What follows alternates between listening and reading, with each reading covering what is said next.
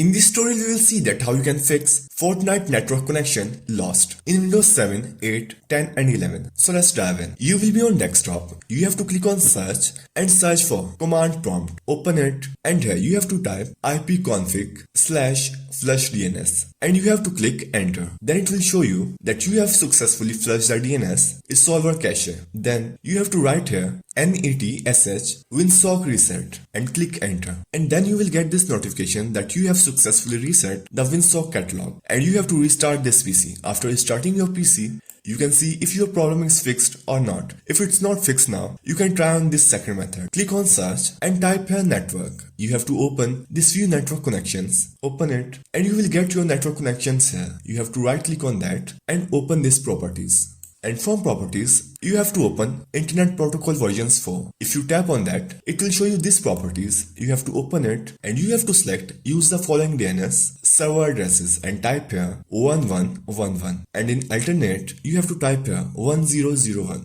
And simply click on OK. This was second method. If it's not work, you can try on this third method. Click on search and open settings. In settings, you have to click on network and internet. And then if you scroll down, you will find here advanced network settings. You have to open it and in advanced network settings, you will find here network reset. You have to open it. And you will get here network reset button and this will remove and reinstall all your network adapters and set other networking components back to their original settings. So simply reset your network from here. So these were the three methods where you can fix Fortnite network connection lost. We hit a roadblock error in Windows 7, 8, 10 and 11.